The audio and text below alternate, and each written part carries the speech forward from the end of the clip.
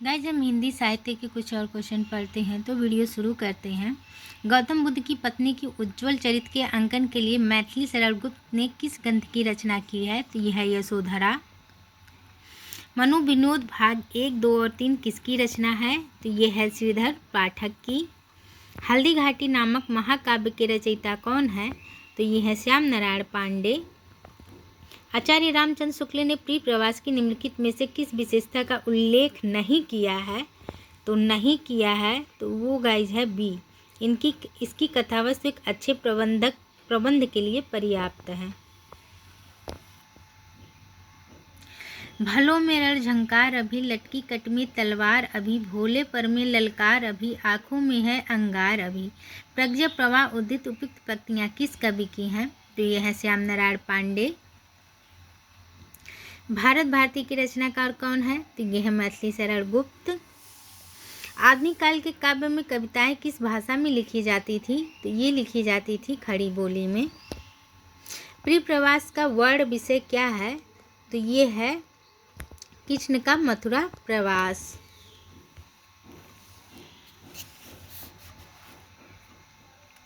भारत भारती के रचयिता कौन है? तो यह है मैथिली शरण गुप्त। निम्न में से कौन सी एक रचना ब्रज भाषा में है? तो ये है रसकलश।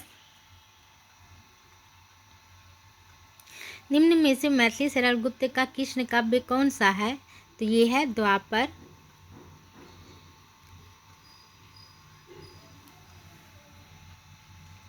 दिवस का अवसान समीप था, गगन था कुछ लोहित हो चला। यह प्रकृति चित्रण किस महाकाव्य में है? तो यह है प्रिय प्रवास। दिवस का अवसान समीप था किस रचना से संबंधित है? तो यह है प्रिय प्रवास से। परिजात महाकाव्य किसके द्वारा रचित है? तो यह हरिऔध ने रचा। कुड़ाल गीत के रचनाकार कौन है? तो यह है मैथिली शरण गुप्त। मैथिली शरण गुप्त के किस ग्रंथ में लक्ष्मण की पत्नी उर्मिला का सुंदर चरित्र चित्रण हुआ है? तो यह है साकेत।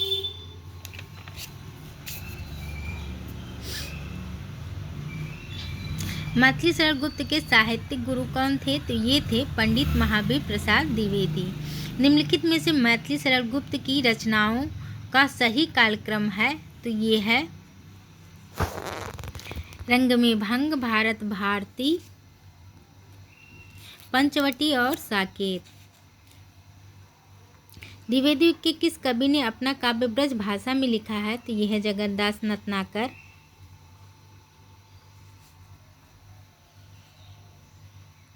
हल्दी घाटक नामक प्रबंध काव्य के रचयिता कवि का नाम क्या है? तो यह है श्याम नारायण पांडे। साकेत की रचना का मुख्य उद्देश्य क्या है? तो उर्मिला को महत्व देना।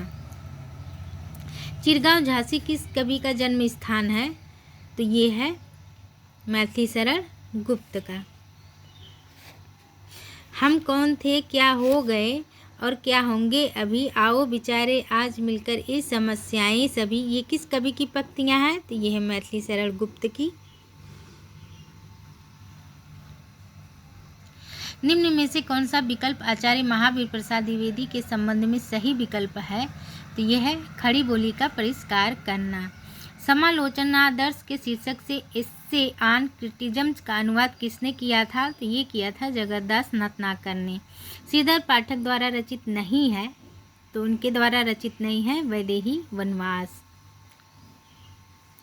सूची 1 को सूची 2 से सुलमित कीजिए तथा नीचे गए कूट की सहायता से सही उत्तर को चुनिए।